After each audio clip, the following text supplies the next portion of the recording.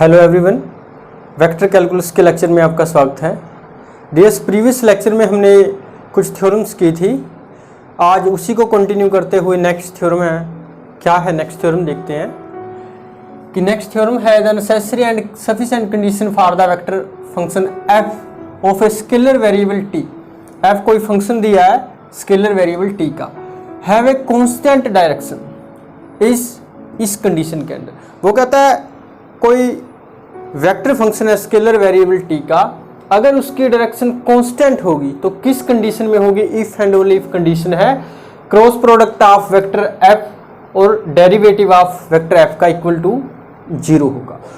Previous lecture में हमने जो किया था थोड़ा देख लेते हैं। उसमें क्या था, अगर कोई स्टेटमेंट यही थी नेसेसरी एंड सफिशिएंट कंडीशन कि अगर एफ फंक्शन का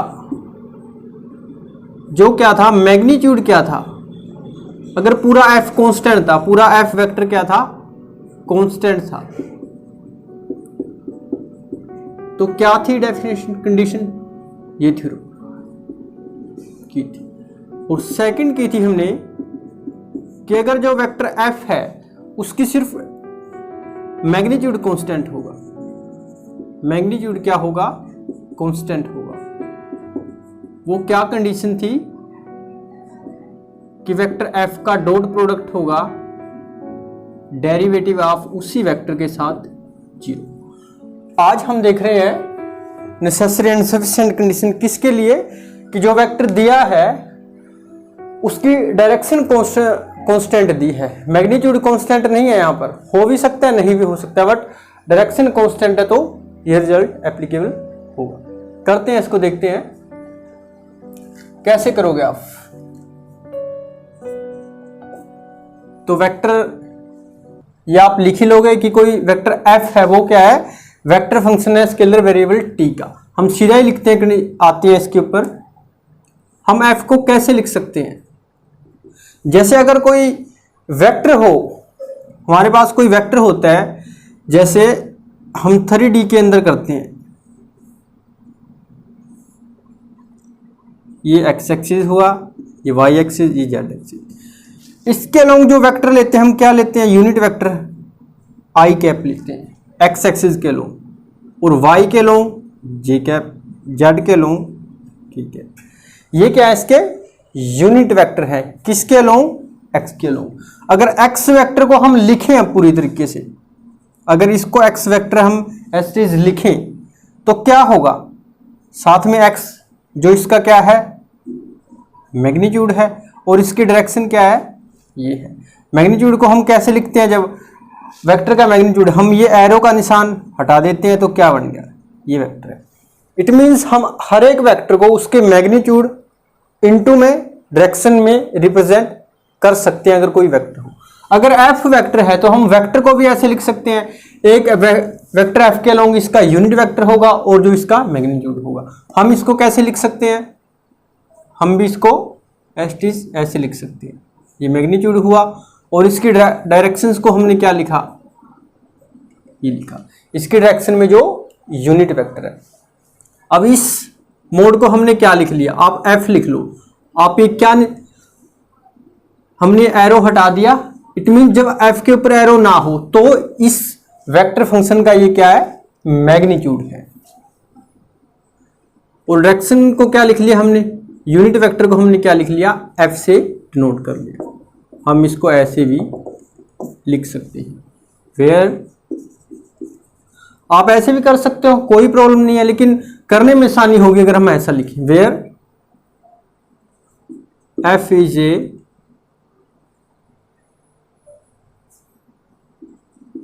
मैग्नीट्यूड ऑफ वेक्टर एफ का, और जो एफ है इज ए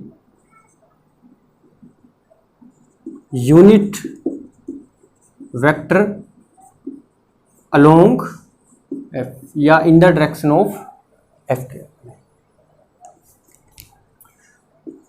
ये आ गया। यहां तक कर लिया हमने। अब इसका डेरिवेटिव किया हमने। हम इस नेसेसरी और सफिशिएंट कंडीशन में आने से पहले हम क्या करते हैं? ये कंस्ट्रक्ट करते हैं किसी तरीके से, इतनी फॉर्म। ये देखते हैं कैसे करते हैं। अब ये बनाने के लिए पहले एफ का डेरिवेटिव करो डी के रिस्पेक्ट में, फिर क्रॉस प्रोडक्ट लो इसकी एफ के रिस्पेक्ट में। तो पहले हमने किया ये बनाने के लिए, and now derivative of vector F with respect to T. तो क्या आया, वही लगा प्रोडक्ट रूल। क्या होता है, एफ हमने सेम रखा, डेरिवेटिव किया यूनिट वेक्टर एफ का, प्लस एफ सेम रखा तो डेरिवेटिव किया एफ का, यह आया। तो ये किया डियर्स। उसके बाद हमने एफ क्रॉस के साथ मल्टीप्लाई किया इसको, वेक्टर एफ के साथ क्रॉस प्रोडक्ट लिया, तो क्या बना, वेक्टर का क्रॉस प्रोडक्ट ये आया, F D F Y D T plus F D F Y D T. अब एक चीज ख्याल रखनी है आपने, एफ के साथ क्रॉस प्रोडक्ट लिया, यहां हमने एफ रखा, यहां हमने एफ की वैल्यू को क्या रखा, एफ और एफ। यहां हम इसकी वैल्यू पुट कर सकते हैं, आप नेक्स्ट पार्ट में कर सकते हो, एफ और एफ। अब करते हैं इसको। अब देखो ये क्या है, यूनिट वेक्टर है, एफ क्या है यहां पर, यूनिट वेक्टर यानी कि वेक्टर, और स्मॉल एफ क्या है, ये मैग्नीट्यूड है। मैग्नीट्यूड मींस ये एक स्केलर की तरह ट्रीट करेगा, और एफ क्या होगा, एक वेक्टर की तरह ट्रीट करेगा, क्योंकि ये एफ क्या है, यूनिट वेक्टर है।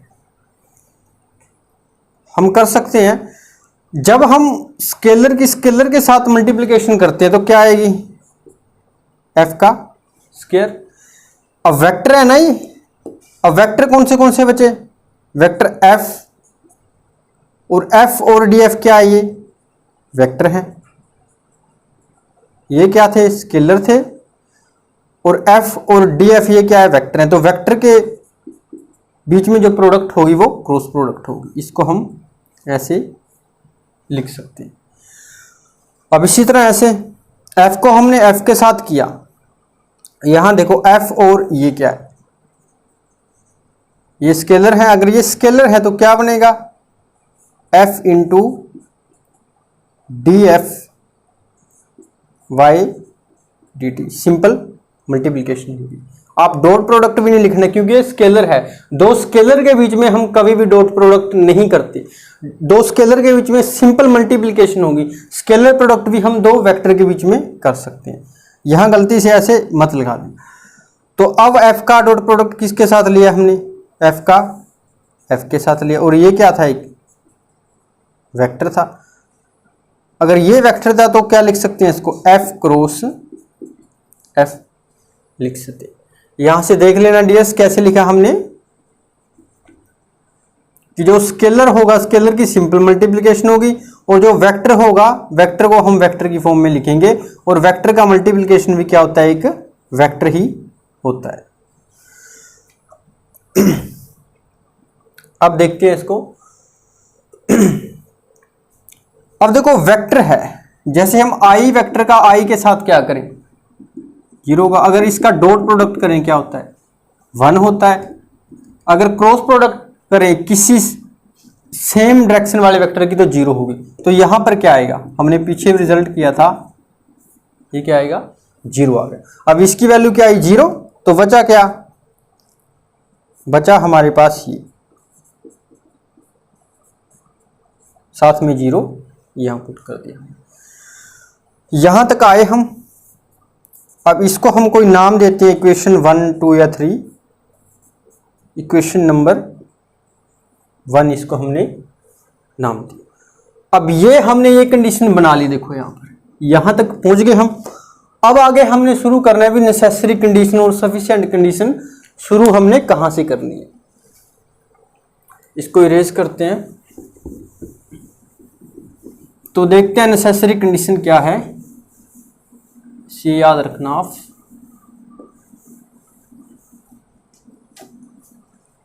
देखते हैं necessary condition.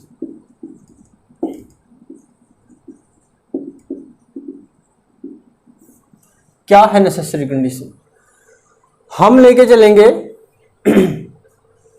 Zero.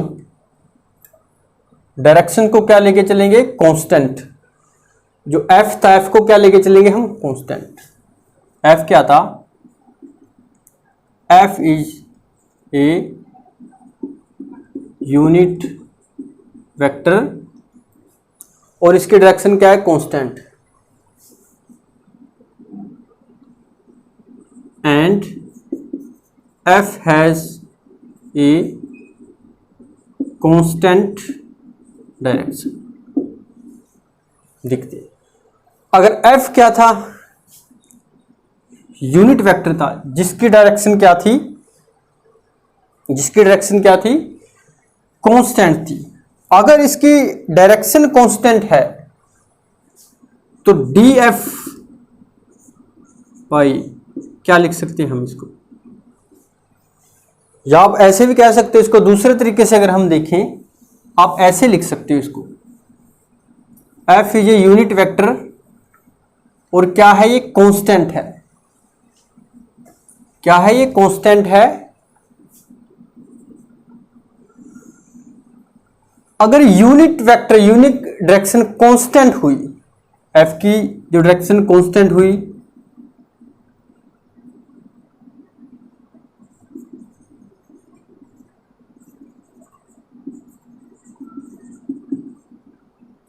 Constant direction as F, F क्या है, अगर कोई यूनिट वेक्टर हमने पता है, अगर यूनिट वेक्टर जैसे आई है एक्स के लोग, तो आई का मोड क्या होता है, 1 होता है, जे होता है वाई के लोग 1, के होता है जेड के लोग 1। कोई भी यूनिट वेक्टर होता है तो यूनिट वेक्टर का मैग्नीट्यूड भी हमेशा ही क्या होता है, कांस्टेंट होता है। तो हम लिख सकते हैं यहां पर, तो एफ का जो मैग्नीट्यूड भी क्या होगा, कांस्टेंट होगा। And magnitude of F is constant. यहां आप ख्याल रखें, एफ की डायरेक्शन भी कांस्टेंट है, खुद यूनिट वेक्टर कांस्टेंट है, और एफ क्या है, इसका मैग्नीट्यूड भी कांस्टेंट है। तो कौन सा रिजल्ट लगा सकते हैं, जैसे अब एफ है, यहां एफ की जगह कौन सा फंक्शन काम कर रहा है, अब यहां एफ काम कर रहा है ना, तो ये थ्योरम लगी पहले वाली, अगर कोई फंक्शन कांस्टेंट होता है तो उसका derivative with respect to T क्या होता है, 0 होता है। इसी तरह हमने जो एफ था, यूनिट वेक्टर था, यूनिट वेक्टर अपने आप में क्या दिया हुआ है, कांस्टेंट है डायरेक्शन, और अगर यूनिट वेक्टर का मैग्नीट्यूड हमने पता है 1 होता है, यानी कांस्टेंट होता है, तो ये वेक्टर बन गया। अब f की जगह काम क्या कर रहा है, f, तो इसका डेरिवेटिव क्या होगा, 0 होगा, y जो फर्स्ट थ्योरम हमने की थी। यहां तक हमने कर लिया। अगर ये 0 हुआ, हमने इक्वेशन 1 के अंदर पुट किया एंड पुट इन इक्वेशन 1 के अंदर, ये 0 तो सारा 0 हुआ, तो यहां से क्या बना, फिर जो कंडीशन हमें चाहिए थी ये क्या बनी, 0 बनी। यही हमने प्रूव करना था। अब नेसेसरी पार्ट प्रूव हुआ। अब सेकंड पार्ट देखते हैं, करते हैं सेकंड पार्ट में क्या होगा।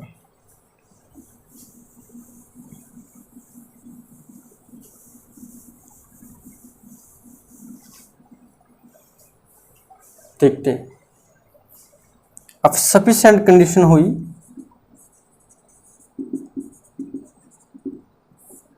सफिशिएंट कंडीशन में हम ये लेके चलेंगे, ये तो f का cross product df by dt 0। अब ये किसके इक्वल था, यहां से हम देख सकते हैं ये इसके इक्वल है। फ्रॉम इक्वेशन 1 से इसको किसके इक्वल लिख सकते हैं हम, यहां से लिख सकते हैं इसको, फ्रॉम इक्वेशन 1, फ्रॉम इक्वेशन 1 से क्या आया, f का square f cross product vector f के डेरिवेटिव के साथ, तो ये आया। अब यहां से देखो f क्या था, कांस्टेंट था ना, एज स्केलर मान लो 2 है 3 है, अगर यहां 2 होता 0 के साथ जाके डिवाइड हो जाता, 0 बन जाता, तो ये f स्क्वायर 0 के साथ जाके डिवाइड हो गया तो 0 बचा, तो बचा कितना यहां पर, तो आया ये f cross df by dt, ये किसके इक्वल आया, 0 के इक्वल आया। तो यहां से हमने इसको इक्वेशन नंबर क्या नाम दिया 2 नाम दिया। अब चेक करते हैं ये आया। अब हम क्या दिखा दें, अगर f को हम क्या दिखा दें, कांस्टेंट वेक्टर दिखा दें, अगर इस एफ को कांस्टेंट वेक्टर दिखा दें तो क्या हो जाएगा? कांस्टेंट वेक्टर की डेफिनेशन होती है कि जिसकी डायरेक्शन भी कांस्टेंट हो और मैग्नीट्यूड भी कांस्टेंट हो। हमने दिखाना क्या सेकंड पार्ट में कि ये जीरो लेके चले, हमने दिखाना क्या है कि जो कैपिटल एफ है वो कैपिटल एफ क्या है? एफ वेक्टर की क्या है? डायरेक्शन है। एफ को हमने क्या दिखाना है? कांस्टेंट दिखाना है। अगर एफ को ही हमने कांस्टेंट दिखा दिया तो एफ क्या था असल में? कैपिटल एफ, इस वेक्टर एफ की क्या थी? डायरेक्शन थी। अगर एफ कांस्टेंट हो गया इट मींस एफ की डायरेक्शन है जो वो भी क्या आ जाएगी? कांस्टेंट आ जाएगी। तो इसके लिए चेक करते हैं। अब यहां हमने शुरू में लिखा था अगर एफ यूनिट वेक्टर है जिसकी डायरेक्शन कांस्टेंट है, वो खुद कांस्टेंट है, तो उसका मैग्नीट्यूड भी क्या है? कांस्टेंट। हम यहां लिखते हैं, हमने पता है कि मैग्नीट्यूड ऑफ एफ क्या है? Is constant.